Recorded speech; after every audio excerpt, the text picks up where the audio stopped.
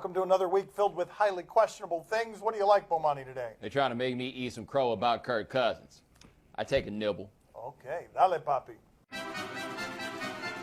Is Tony Romo undoing all the goodwill he created last week? Yeah, so this is the thing, right? Now that this quarterback controversy has been settled, it's a little harder for us to find ways to talk about the Cowboys. So this is what we're going to do. Better than talking about Dak Prescott throwing something in the trash can, Tony Romo did ask for his job, by the way, before it went to Dak Prescott. Then he had that wonderful press conference that we all saw. And now we're hearing that Romo is trying to get traded. And Rappaport reports that he would like to be traded to the Broncos. And I'm like, why should he wait on this sort of thing? He's got a big contract situation with a $20 million cap hit if the Cowboys trade him, so the contract would need to be renegotiated. Hey, if he's done in Dallas, I don't blame him for seeing what's coming up next. This is fascinating from a number of different perspectives. What we're willing to accept as a public is what Tony Romo gave us last week. Super graceful, and it felt sort of honest until you realize it's kind of a lie. It's kind of what he needs to sell us so that he can be a good teammate guy, but ultimately he wants to take care of himself. It's the most human thing in the world to want to take care of yourself. This is a really bad situation he's ended up with. This is a guy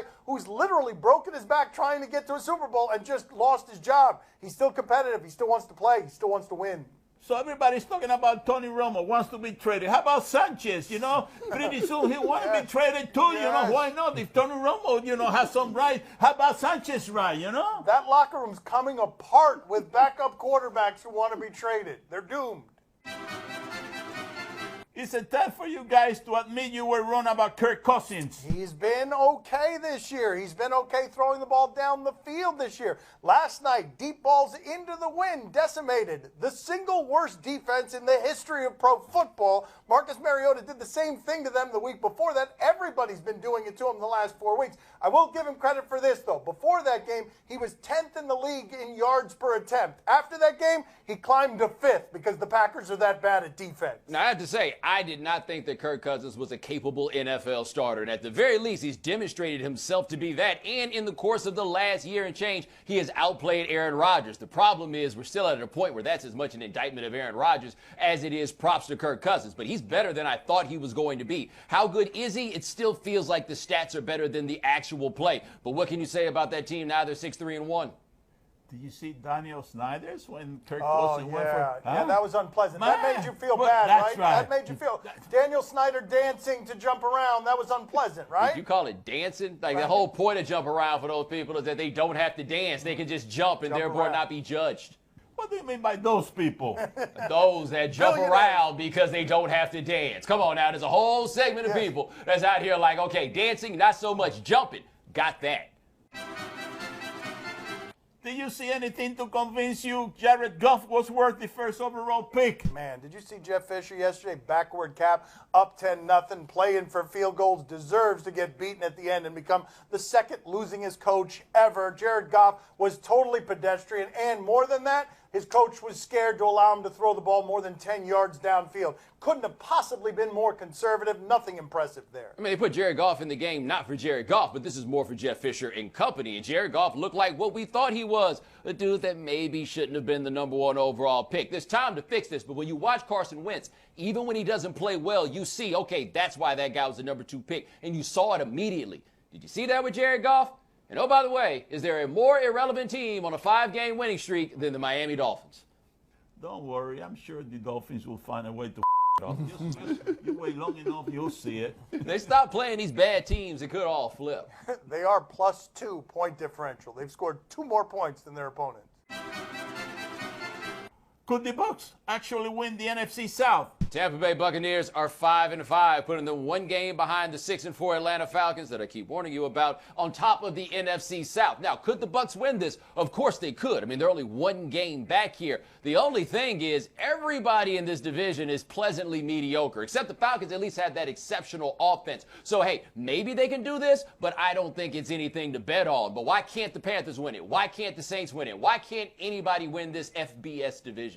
Keep in mind, the Bucks have been outscored by 26 points this year. Usually, if you're outscored by that much, you don't get to be 500 unless you're the Houston Texans, in which case you get to be 6-3 and in first place when you're getting outscored by that much. But they're super sloppy. Jameis Winston yesterday had a fumble that was kind of inexplicable. Going to be a pass, and it's not going to be a pass. I'm sure they're showing you that video right now. And then beyond that, their schedule's really hard. It's not that they just have Seattle. They got Dallas, too. They got to go to the Chargers. They're not likely to finish with a winning record.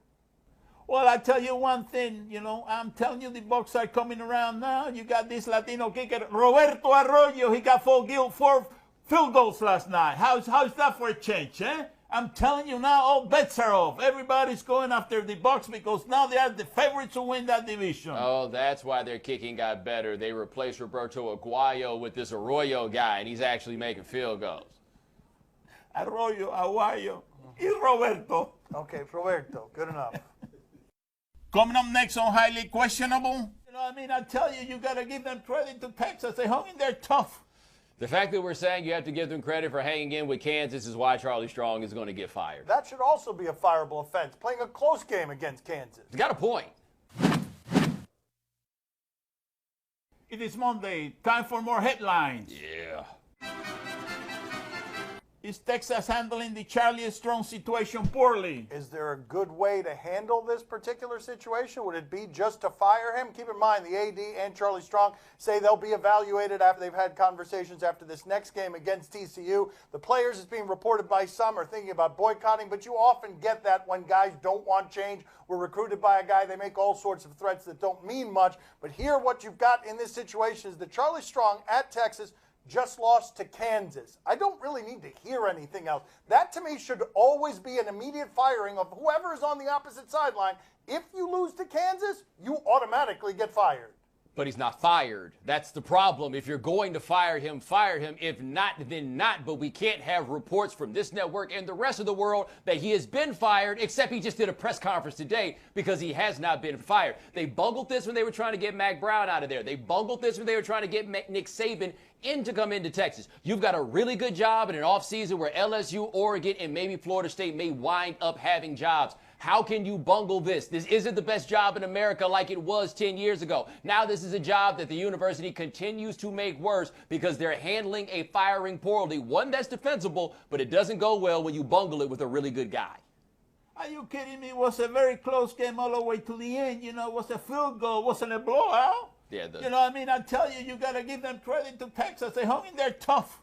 The fact that we're saying you have to give them credit for hanging in with Kansas is why Charlie Strong is going to get fired. That should also be a fireable offense, playing a close game against Kansas. He's got a point. Oh, Kansas was they haven't beaten them since 1938. That was a long drought, That's right. Yeah, they were due. Their other win this year was against Rhode Island. Lamar Odom doesn't even play at Rhode Island no more, okay? Should Michigan State's win over Florida Gulf Coast count? College basketball, this is how you get on our show this early in the season with one of those plays that makes you go check the line after you see it. Why do you check the line? Because it looked ridiculous. Don't worry, no shenanigans. So after the buzzer, the shot is not made. The buzzer went off too soon. Well, the clock started too early is the bigger situation. See that? Clock has started while the ball is in flight. The referee did it, not the clock operator, so you can't even blame home cooking. The Foot Locker crew came out, did that. That man had to know he made that mistake, and he did not admit it. Now, should the win count? I'm not sure what else you were going to do. Were you going to replay it? I guess that's the only option you had? No, I don't think you can replay it. I think the win counts, and you just sign up for a malfunction on the clock and human error, and you screwed up, and you apologize. This is the way we handle this stuff. Conferences apologize. We made a refereeing error. We're really sorry. And also, we're never going to talk about it again. Never think about it again. Never replay it again. You're done. Sorry. It's unfair. You're Florida Gulf Coast. Well, everybody is saying that Tommy's a hell of a guy. He's a hell of a coach. If he had been a hell of a coach, he would have said, no. You got to play this game all over again. We made a mistake, and I will not take a victory like that. I'm a champion. I go all the way. The game has to be played right. Yeah, Tom Izzo didn't get this far in life being stupid, buddy. Did the ref host the Raptors? So this is how we're going to discuss basketball today. We're just going to grab a couple of isolated refereeing mishaps from the weekend. Sacramento won by 3 points against the Raptors last night. Here's the end of game situation. Sacramento up 3. The ball goes to Terrence Ross, and he makes that. But the clock was supposed to start right there when Boogie touched the ball. And they go back and they look at the clock and they say, game's over. Sacramento wins. And how about that? How do you feel about that if you're the home crowd? You just think you got your heart broken, and then this is the most exciting moment of the game. This. Yeah, I just did the whole, what are they supposed to do, replay it on the other game, and then I look at what happened on this one, and I'm kind of like, yeah, you guys kind of lost. I don't purport for this to be the most consistent analysis in the world. By the way, to our brothers in Canada, it's no conspiracy against you. We don't think about you guys that much. Just bad refereeing. It happens to everybody. You know, everybody's saying that Dave Yeager, he's the best coach in the league, one of the best coaches in the league. You know, he's a hell of a coach. What happened to him? You know, if he's that good of a coach, he would have declined that win and said, no, we're going to play the game all over again. You know, that's the way I do it in my book. You know, I don't want no cheap victories. I just can't understand when he decided that good coaching is giving up wins. That's right. Out of nobility, while spitting on your son and making the point. He calls you good. Yeah, I mean, oh. On 40 acres. Who the neighbors? Kobe Bryant from the Lakers. Now, that's paper. Who? Kobe Bryant from the Lakers. Now, that's paper. Highly questionable. This broadcast from the Clevelander Hotel on beautiful South Beach, Miami. Time to play the game that has a spring in his step and a song in his heart. Do you question? You give us topics and events, and we question them. Do you question if we should have heard them coming? Cardinals-Vikings, the game if you told us was coming in week 2, we would have been really excited about. And it happens this week, and this is the best we got for you from it. Here come the Vikings out of the tunnel. There goes the sound man. Down goes the sound man. His name is Bernie. By the way, is that a reminder of how giant these human beings are on Sunday? Well, that in part. I also think an underrated part of this is how my man, number 98, can't figure out whether he should stop or not. Because if he stops running, there's a good chance number 97 going to do the same thing to him that happened to Bernie. Yeah, 93, all of them. Let's look again at how giant those human beings are, because Bernie's not a garden gnome. He's not, I mean... Woo! I mean... Wow. Those people are very strong, giant, calcified human beings. It must hurt to run into them. I'd also recommend to Bernie, they don't need the sound that bad, buddy. Like, I'm just telling you right now, they'd rather not have the sound than to pay that comp claim you about to have to put in. I'm going to go ahead and guess that never happens to Bernie again. That's the last time he runs across that particular orifice without looking both ways. It might be the last time Bernie does any of these jobs ever again. I'd never go back to work. Well, I'll tell you one thing, Bernie's a tough guy. He went down, he got up again, and he just kept on trucking, buddy. I'm telling you, no concussion protocol or anything like that. You know, he just said, well, I'm back in business. There he is, there you have it there. Yeah, that's right. Friendly reminder, the NFL is not the only place that'll send you back out to work without checking if your brain got scrambled. Do you question if safaris are exciting? Oh, dear God. This is going to be great video, right? Nobody's going to get hurt, but somebody's going to attack a car, an animal's going to attack a... Yeah, You said it was going to be great, but you said nobody was going to get hurt. Nobody's going to get hurt here. Oh, my God. Oh, Yeah. oh! Yeah, don't blame you, little homie. Don't blame you at all. Why? Because you're in a car, there's a lion over there, and you have your seat in your lap. You dummies, go home. Little man's just trying to explain to you, why are we here? Leave the animals alone. How much did that kid eat? Well, there's that too. Don't worry, kid, that happens to me all the time. You know, I mean, there's nothing new there. It does. Just makes more room for him to keep hitting that Chinese buffet. Car wasn't even moving, by the way. Do you question if this guy's washed up? I mean, he doesn't have as much hair as he used to, but... Or do we have video? Oh, we have video. This guy's name is Joe Thomas Sr. He's not related to the guy from the Cleveland Browns, but he plays running back for South Carolina State. He's also 55 years old. And there he is, getting a carry. This dude rehabbed from a sciatic injury a few years ago to come back and play football at 55 years old. His son's on the practice squad for the Packers. That dude is 55 years old, and it appears to be he's wearing number 42 to commemorate his high school classmate, Jackie Robinson. He looks a little bit older. I love that his name is actually Senior. He is Joe Thomas Senior. Yeah, 55 years old. Can I see his face again? Can we just see his face again? Because he didn't look quite as old until he took off his helmet. Yeah. Hey, look, man, they got him up on his shoulders and everything. Good for him, if that's good. They better don't drop him, you know. I mean, he could break a hit there. Yeah. And if he did, he'd go to the gym to work out, to come back and play football in the MEAC. He's 55 years old. You know, what is the big deal? He ended up running 4 times for minus a yard. Yeah, right? I mean, That's so right. if he had no carries, he would have had more yards. What's the big deal? He's 55 years old. I know, but it was 4 carries from -1 yard. That's not positive. That's negative. Time to play the game that is taking his Thanksgiving Day nap a little early. See? Or no? Tell us what's on TV tonight. He's going to be intrigued. On ESPN, Monday Night Football, Raiders and Texans. Yeah, I want to watch the Raiders play offense. They play offense in a way that's fun. This game tonight is in Mexico, or as my co-host on the radio calls it, New Mexico, which isn't the same thing at all. Bomani, are you intrigued? I am intrigued. By the way, lighting the Olympic torch at the stadium before the game. Tommy Smith, like from the 1968 Olympics, Tommy Smith. They didn't run that by Goodell, did they? Poppy, are you intrigued? Oh, see, I'm very intrigued. You know, I always love the Raiders because I love the way the owner cuts his hair. Have you seen the way he cuts his hair? There you have it. It does look like he cuts his hair, like he cuts it himself. Tim Kuhn wrote a story about this. He drives 500 miles for that haircut. No joke. No joke. What, there are no bowls between his house and that guy's place? He's loyal to his barber. That's all. I have done the same thing. Yes. I got the same barber for the last 25 years. Yes. If I got to drive 100 miles to see my barber, I'll go 100 miles to see my barber. What? Yeah. Because it's $8. $8. I used to have a barber. Prime ticket, Raptors and Clippers. Sure, I'll take part in some of this here, but let's check out the Clippers the other night. They were playing at the end of the game against Chicago, and they're up 2. Blake Griffin's got the ball late. Watch this. Griffin turns on Butler. 5 on the clock.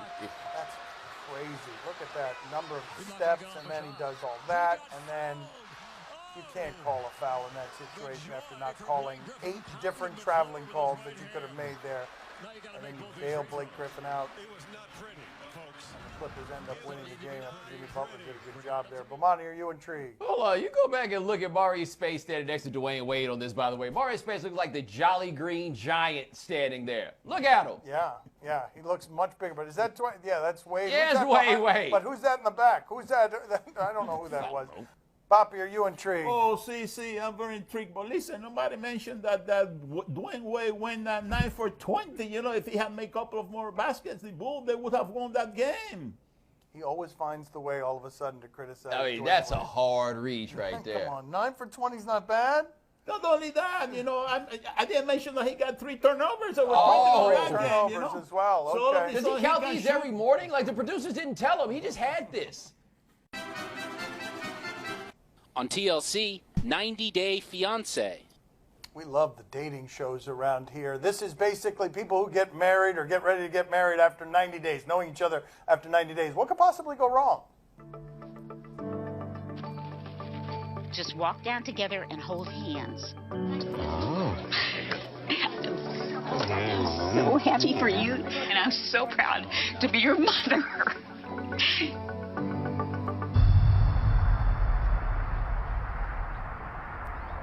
I decided to show up for Matt and Ollie's wedding, but I might have to object. I've been told by Matt not to do it. I don't listen to other people. I do what I want to do. So.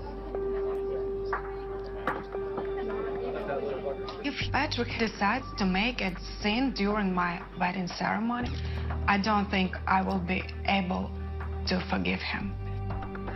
I know I won't. I mean, I want to see the scene that Patrick makes, all right? I want to see that. Bomani, are you intrigued? One of your groomsmen's always got to be a goon, just in case of a situation like that. You're not supposed to even be able to stand up. You'll be on your knees asking them to stop from stepping on your ear hole. Poppy, are you intrigued? Are you kidding me? See, I'm very intrigued. You know what is going to happen in that wedding when that man objects to the wedding? There's going to be a big fight in front of everybody. Okay, It's going to be a first time. It's going to be a big fight.